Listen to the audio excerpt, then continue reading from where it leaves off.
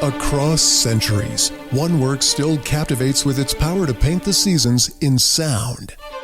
Vivaldi's The Four Seasons, November 20th through 22nd at the San Francisco Symphony. Violinist Alexei Kenny returns to lead Vivaldi's The Four Seasons, where music mirrors the world around us. Birdsong, rainfall, sunlight, and snow. November 20th through 22nd. Tickets at sfsymphony.org. Now it's time for No Pucks Given with Dan Kingerski of Pittsburgh Hockey Now. Penguin Scoops locker room buzz and straight-up analysis. No fluff, all hockey. Now, here's Dan. And away we go. Hi, it's Dan Kingerski on the Pittsburgh Hockey Now platforms. Let me make sure the audio is correct. In fact, I just did a hit on Edmonton radio. So getting everything set and ready to roll here on this Penguins live chat. Lots to talk about. And I'm sure you always take me in very different directions than I expect to go. That's okay. We're all good with that. So here's what I've got on tap anyway. Last night, kind of wholesale roster changes for the Penguins necessitated by the three injuries. Noel Acciari out weeks, Justin Brazeau out 4 weeks, Tristan Jarry out at least 3 weeks. And so what that did was, first of all, I think a lot of you were excited, appropriately so, for the recall of Sergei Murashov, who just wins games, stops pucks. He 5-1 at the AHL level, the goalie for the month of October. So there is that to talk about, because I think that's not just a recall and plug and play. There's some storylines there. Danton Heinen gets recalled. Okay, I'm sure you're all, yawning at the exciting prospect there. Ryan Graves gets the recall because the Penguins also demote Owen Pickering. Oh, we're going to spend some time on that because your reaction to that is endlessly fascinating to me. Not just, kind of the shuffling, but the Owen Pickering reaction to me is, I don't get you all sometimes. It's you say you want one thing, you get one thing, and then you're like, nah, didn't really want that. I wanted that, but not that. So that's kind of how we are doing things today. Plus, of course, especially on YouTube, I'm not going to be checking the comments on X. If you're on X, you can watch the video. I want you to jump over to the YouTube page that I just tweeted out, and I'll be taking the comments, questions, criticisms, praise. Oh, lots of praise. Always on the YouTube chat. So that's what we're going to do. I am home for like 5 days, and then we are off. I guess I'm not home because the Penguins have that down and back to New Jersey this weekend. I will be, of course, making the run back and forth. I haven't quite figured out the travel logistics yet. I'm always tinkering, trying to find the perfect way to do it. I might take the train from Harrisburg to Newark, so it means I drive from Pittsburgh to Harrisburg and get a hotel in Harrisburg so I actually get some sleep, or I might just cannonball and sleep on the plane to Sweden on Monday. I haven't yet figured all of that out. So we're going to talk about that. We're actually going to, I think the big topic, the umbrella sort of topic for everything is, what do the Penguins do now? 2 straight rough losses. I mean, they just weren't very good in Winnipeg, but then they bring their A game to Toronto and then absolutely run out of gas. I mean, they were brutal in that third period. Having said that, they're 8-4-2. Not exactly like they stunk up the joint this season. They're still, solidly in a playoff spot. And if they can continue this for a couple more weeks, that playoff percentage grows to like 75%, 80%. Do you take the let's call it 4 periods of stinker hockey, Winnipeg, 3 periods and 1 period in Toronto, or do you take those 2 periods in Toronto as the true measure of the team? Which is it? I think that's the appropriate thing. Also, I'm sure you'll want to talk about Harrison Brunick as well. The guys in Edmonton, I did Edmonton radio Wednesday morning, and they wanted to talk a bit about Harrison Brunick. I talked a bit about that on the podcast, or actually a lot about that on the podcast. And for those of you who listened to it, I apologize. That was not my best. That was Dan sort of hanging on by a thread, kind of beaten up, worn out, tired. And that was the second take that I did, because the first one, the hotel internet was so bad that I had to just record it like right into the computer and then upload it. And I wanted to make some edits, and then it took 7 hours to upload because the hotel Wi-Fi was so bad. And I couldn't edit it, and I blathered like I'm doing now. Let's get into it, shall we? Let's first talk. You know what? I'm going to host choice here. We're going to put Sergei Murashov second on the list today. I want to talk about Owen Pickering. Yes. I don't necessarily understand the lack of enthusiasm for Pickering, either on the organizational side or on the fan base side. There seems to be just a complete lack of enthusiasm. Now, here's a guy who I thought played 20 pretty good NHL games last season, and then he began to scuffle and struggle. I think based on our reporting that has been confirmed with some real between-the-lines comments made publicly by the team about Pickering, that just his jovial nature ruffled some feathers on the inside. Can you imagine happy, upsetting people? But that's exactly what happened last year, and his play began to suffer. And now that's part and parcel to being a young defenseman. It's part and parcel to coming into a new environment you're so damned excited to be a part of. You think your life's finally on that track, and here we go, and you're ready to grab it with both hands, and some old people are like, I don't like your hair. That always sat poorly with me. It really did. Like, it really got under my skin. So he was okay in training camp. And as I talked with somebody, a trusted hockey advisor, let's put it that way, somebody who's played the game and really knows the game from the defensive side and the forward side and all of that. Right.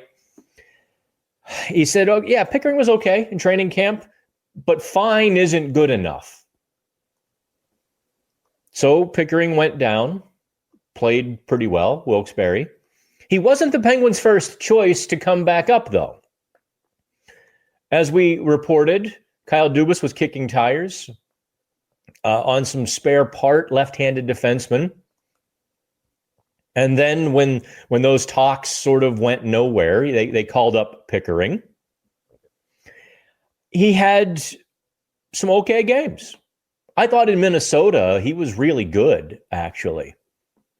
He was cutting his shifts short, but he was making a lot of nullifications, a lot of slick little plays. He was doing those little things that young defensemen don't do, and perhaps making and not doing some of the bigger things that draw attention.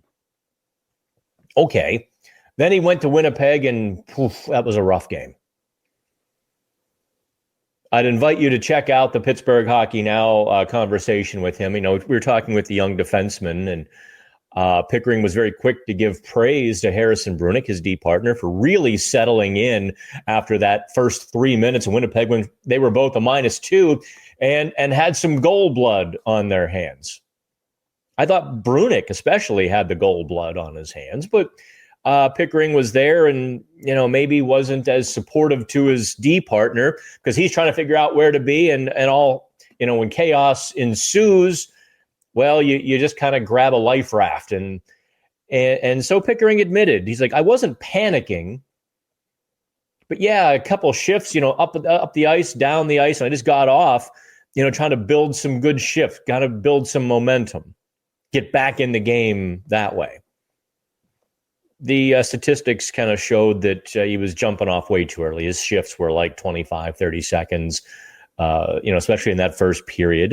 And when we've talked about his short shifts, and I don't know if this will get demonetized when I say this, but talking with Owen on Monday morning, I said, listen, I don't mean to ask you a dick question, but and he and I have talked enough times where I'm sure he knew something was coming.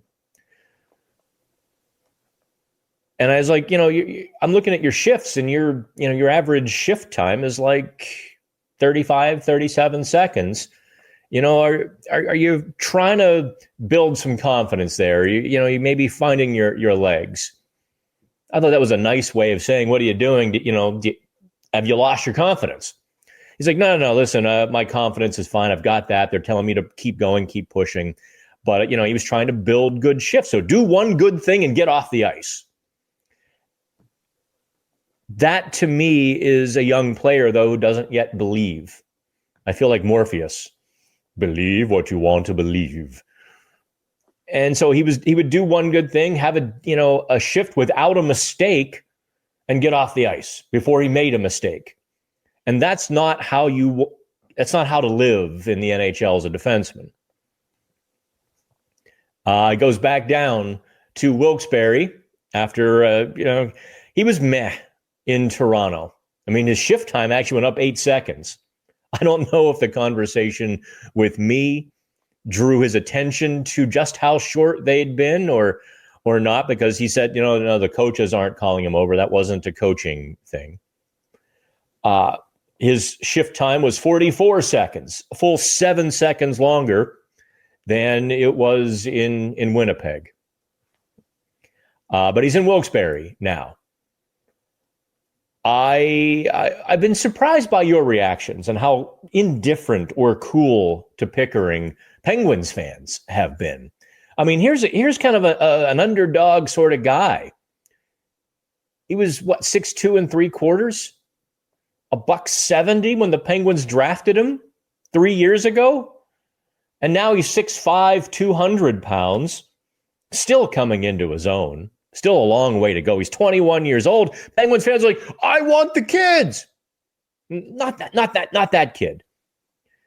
Pickering is a stay-at-home defenseman. And he's not going to put up 40 points. Although I sometimes think he feels the pressure too. I really do. I think he feels that he needs to be more than what he is. And he really could be the next Marcus Pettersson. No, you're not going to play on your country's Olympic team, and you're not going to be an all-star or a Hall of Famer. You just help your team win night in and night out. I think when he embraces that, when the Penguins sort of embrace that for him, because I think they see kind of Paul Martin potential with him, where he can be a 35-point guy who plays in some shutdown roles and all of that. It's kind of a real all-round defenseman. And he's struggling to get to those top heights. And so I think the Penguins are a bit down on him. To send him back so quickly, let's transition here, because the answer to that question, sending him back so quickly, 4 games, was it 3 games, 4 games? They are telling themselves, or they're putting themselves in the position that they want to win games, and they want the best option, not the young option. Perhaps part of that is also to balance Harrison Brunick. Although in practice on Wednesday, no, I'm not there. Obviously, you see me in the home studio. Shelley Shells had practice on Wednesday because I just needed a day to be at home, do laundry. I walked for breakfast Wednesday morning, and I must tell you, glorious. It was, I went for coffee.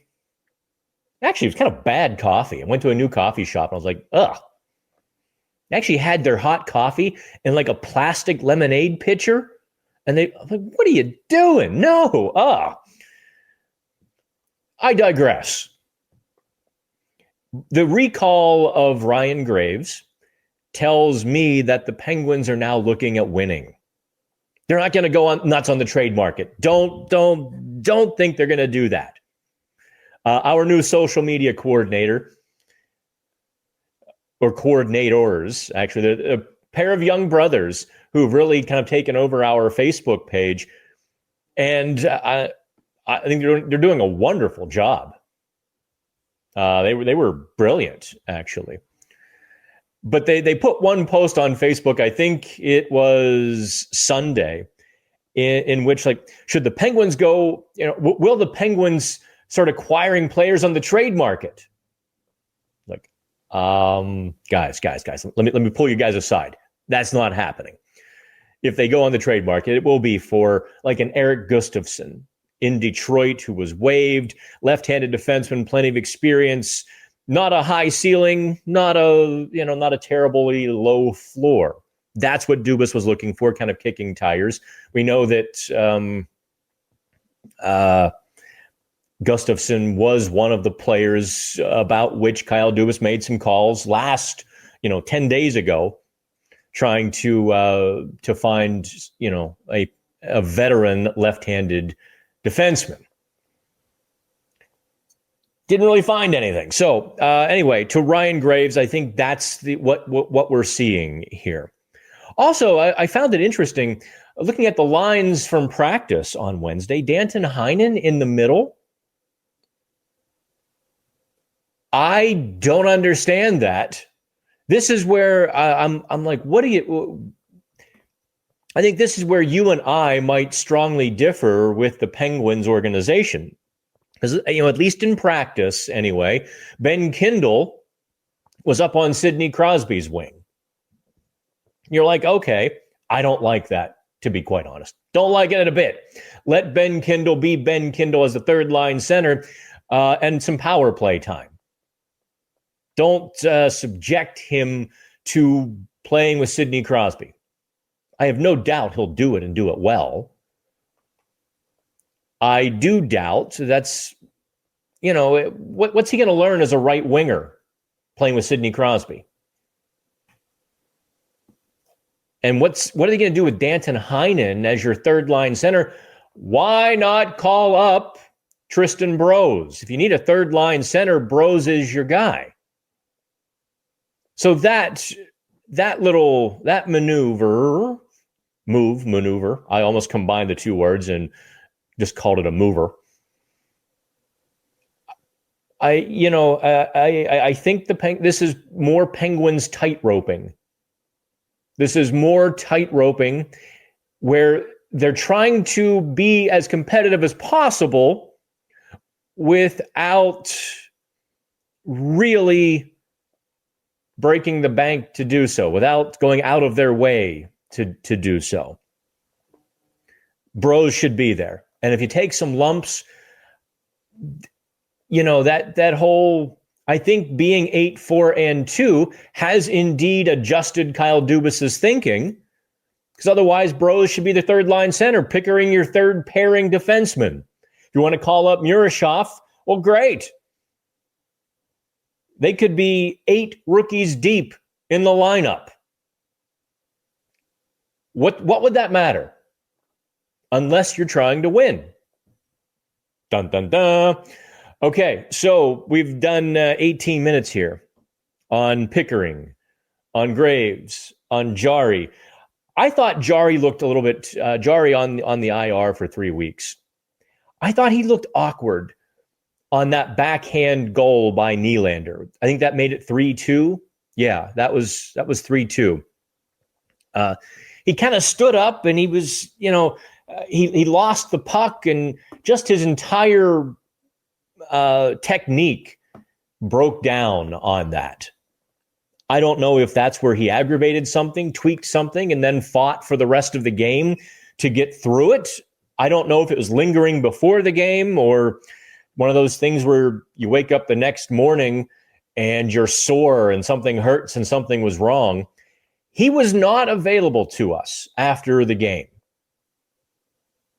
which is a departure from typical protocol in which the goaltender is always available unless it's just one of those nights. And I didn't think anything of it Monday night because that game that lost 4-3 to Toronto bordered on one of those nights. But then he's, I think we all expected Achari to be on IR for a while, and Justin Brazeau out 4 more weeks at least. Shelley will have the full story. Let's get to some questions here. And I reserve the right to veer off topic at any point and get back to the stuff I wanted to talk about. Let's go to Zachary. Not sure how to feel about playing Kindle on Sid's wing. Feel like they are going back to a 2-line team. He's been thriving at center. Give Zachary a cigar. That's exactly right. Drizzy, the Driz, says certainly seems like setting up for Brunick to sit the required 5 games so he can get some AHL games. I don't know. Brunick was part of the top 3 pairings at practice, playing with Matt Dumba. So, no, actually. I think they will probably make the final determination on Thursday, maybe Thursday morning, or they might scratch him. They might punt the decision a couple of more days. I do think a veteran lefty would do wonders for Brunick. Just a guy that he trusts. Not that he didn't trust Pickering or doesn't trust Dumba. I do. The dual righties is not best for Brunick.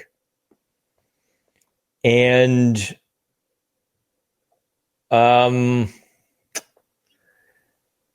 yeah, and I don't want to say that, he and Pickering, actually, they were getting pretty close, personally. They talking a lot in the locker room. You see them laughing. They were together. They sort of formed a bond. But on the ice, I think they were both trying to figure things out. And it would certainly help Brunick to have a guy who has figured it out. It's like, be here, do that, or go, yell over, go. Be a second set of eyes for some of the stuff he's seen. I'm not sure what you're referring to, though, there, Driz. Across centuries, one work still captivates with its power to paint the seasons in sound. Vivaldi's The Four Seasons, November 20th through 22nd at the San Francisco Symphony. Violinist Alexei Kenny returns to lead Vivaldi's The Four Seasons, where music mirrors the world around us. Birdsong, rainfall, sunlight, and snow. November 20th through 22nd. Tickets at sfsymphony.org. Let's get to, you guys had a bunch of questions stacked for me. How does one look so out of place, Kindle, then remarkably turn it around in record time? Maybe scouts really do know what they are doing. Yeah. People, sometimes people get mad at me. Because I don't rip picks or prospects immediately. I generally give the benefit of the doubt to the team. Now, there are times when they obviously, are shoehorning something, or they are spitting one line publicly when they have to see the same thing you see. And I'll call that out. But in Kindle's case, I was just telling Edmonton Radio, because they asked about him, that Kindle was bad in development camp the first week of July. I mean, he really didn't look particularly good. And first day of training camp, you don't pay too much attention because he's a project. And then by the third day, it's like, oh, look at this. Wow. Can I tell you something? I don't know what in the world people think I do all day. At 1 p.m., Between 1 p.m. and now, when I started this show, 13 texts, and I had 0 before then today. 0. Everyone waits till I start the show and wants to talk to me. They're going to wait. But as I'm sitting here, my phone's like vibrating off the table, and I see it's nothing important. Nothing important. And a bunch of junk text as well. Let's get to somebody new here. Jim Hallis didn't understand playing both rookie defensemen again. Thought it may have been already understood. Don't do that. Team won with Dumba and swap in and out. I think that would have been a prudent strategy. But you do want, like, Brunick to get a stretch of games together again. Let's go to Brandon. Dan, I'm not willing to throw in the towel on our playoff chances this year. Well, good Lord, why should you? 2 losses? They do happen. You didn't think the team was going to post an 800 winning percentage, did you? But looking at the lines from line rushes this morning, oof. When exactly do Bros and Hayes get their chance? Yeah. If Noel Acciari is on the shelf, I expected Hayes to be called up.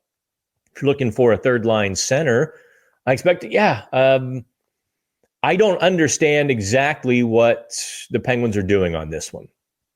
To go veteran like that, I suppose an argument could be made that they're going to try one more time to showcase Heinen, Graves, to see what they can generate on the trade market. That's my only. That's all I can come up with, other than they're just playing it really safe, which this wasn't the season to play it safe. Let's go back to here, Drew. $1 million questions. What is this team and what's best for this team moving forward? What is this team? They don't know yet. The Penguins don't know who or what they are yet because they are in such a state of transition externally. Up on the Kyle Dubas level, they're in transition.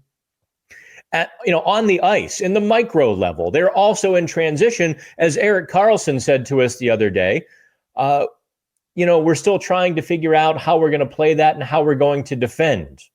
So the Penguins are still figuring out this Dan Muse system. They're still gelling as a team. So much is new. So many new faces, new coaches, new philosophies that they aren't formed yet. They don't have their identity yet.